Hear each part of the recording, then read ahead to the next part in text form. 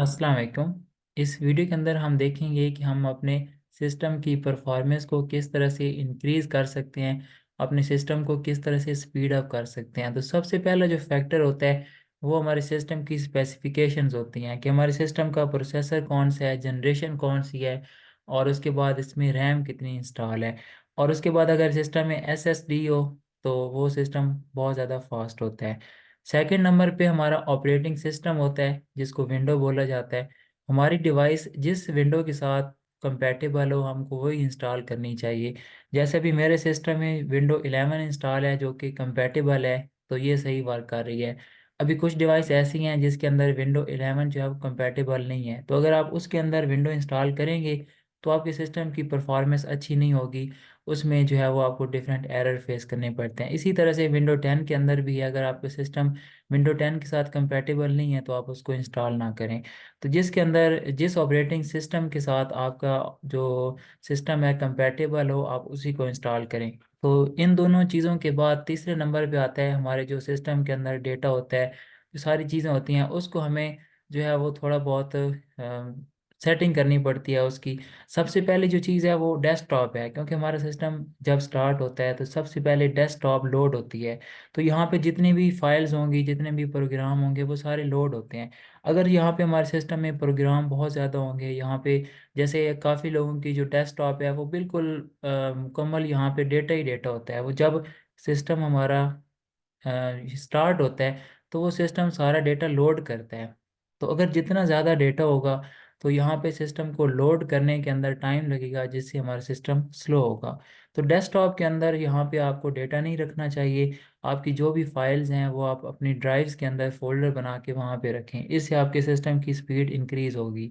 और जैसे यहाँ पे मैं कभी कोई फोल्डर रखता हूँ लेकिन मैं उसको थोड़े टाइम बाद ही उसको चेक करने के बाद मैं या तो उसको डिलीट कर देता हूँ या फिर उसको ड्राइव के अंदर सेव करता हूँ। उसके बाद हमारे पास सेकंड नंबर पे है कि रिसाइकल बिन। इसको आप यहाँ पे थोड़े टाइम बाद आप इसको एम्प्टी करते रहा करें, इसके अंदर जो भी फाइल्स होती हैं वो डिलीट कर दिया करें। उसके बाद यहाँ पे हमारे पास कुछ और चीज़ें हैं। जैसे यहाँ पे रन वाला जो डायलॉग बॉक्स है उसको हम ओपन करते हैं, तो विंडो प्लस आर भी आप प्रेस कर सकते हैं तो ये आपके पास ओपन हो जाएगा। इसके अंदर हमारे जो सिस्टम के अंदर कैशे होती है, जो टेम्परेरी डेटा होता है जो कि हम हमारे यूज़ का नहीं होता उसको हमें क्लियर करना होता है। तो यहाँ पे आप लिखेंगे टेम्प, TEMP, ओके करेंगे तो यहाँ पे ये टेम्परेरी डेटा होता है तो इसको हमें डिलीट करना होता है। तो आप इसको कंट्रोल A कर लें और शिफ्ट डिलीट से इसको डिलीट कर दें। वैसे भी डिलीट कर सकते हैं। शिफ्ट डिलीट करने से बेसिकली क्या होता है कि ये परमानेंटली डिलीट हो जाती है, मतलब रिसाइकल बिन में नहीं जाती। तो शिफ्ट डिलीट से भी कर सकते हैं, वैसे भी कर सकते हैं। तो ये हमारा क्लियर हो गया है। उसके बाद फिर आप दोबारा से वो रन वाला ओपन करें और यहाँ पे आप लिखेंगे परसेंटेज टेम्प और फिर परसेंटेज लगाएंगे, ओके करेंगे तो फिर ये हमारा सेकंड फोल्डर होगा। इसको हम शिफ्ट डिलीट करके डिलीट करवा देते हैं। और यहाँ पे कुछ फाइल जो हैं वो ये डिलीट नहीं होती, इसको हम यहाँ पे स्किप करवा देंगे।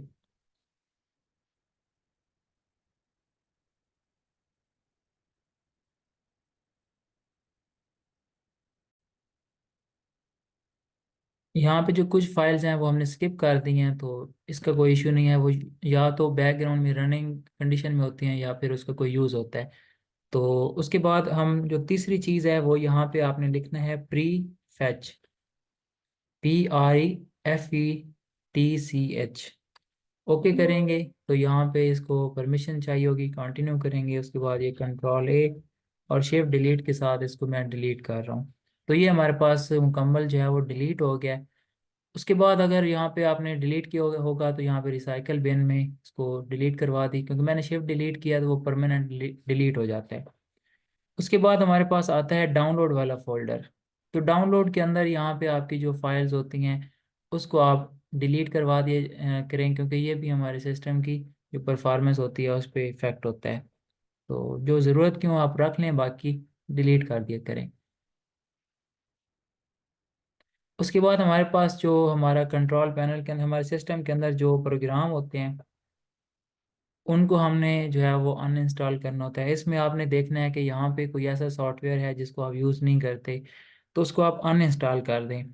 तो उससे भी आपकी जो सिस्टम की स्पीड है वो इंक्रीज़ होगी। तो यहाँ पे मैंने अपने जो मेरी ज़रूरत के प्रोग्राम है उसके अलावा यहाँ पे कोई और प्रोग्राम मैंने इंस्टॉल नहीं किया होगा, तो आपने इसमें देख लेना है, तो उसमें से आपने उसको अनइंस्टॉल कर देना है।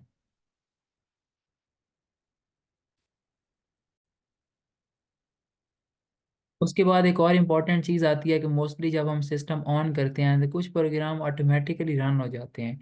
जैसे कि ये मेरा जो स्क्रीन रिकॉर्डर है, ये भी जब मैं सिस्टम ऑन करता था तो ऑटोमेटिकली स्टार्ट हो जाता था। उसके बाद स्काई भी हो जाती है, और भी कोई सॉफ्टवेयर होते हैं, हमें उसकी ज़रूरत नहीं होती, वैसे ही जब सिस्टम ऑन होता है तो वो ऑटोमेटिकली स्टार्ट हो जाते हैं। तो उसको हमने ऑफ़ करना है। तो यहाँ पे आप अपने सिस्टम की जो सेटिंग है वो ओपन करें। सेटिंग के बाद आप जाएंगे ऐप्स के अंदर। तो यहाँ पे एक ऑप्शन होता है स्टार्टअप ऐप्स का। तो ये आपने अपनी विंडो के अंदर यहाँ पे सर्च भी कर सकते हैं। तो इसके अंदर यहाँ पे आपको जो डिफरेंट एप्लीकेशन होंगी जो कि स्टार्ट पे ओपन हो जाती हैं, तो उसको आपने ऑफ कर देना है, जिसकी ज़रूरत नहीं है। जैसे एनी डेस्क आ रहा है, इसकी हमें ज़रूरत नहीं है कि ये ऑटोमेटिकली स्टार्ट हो जाए। तो ऑटोमेटिकली जब एप्लीकेशन लोड हो जाती हैं तो उस पर भी सिस्टम की स्पीड पे इम्पेक्ट होता है।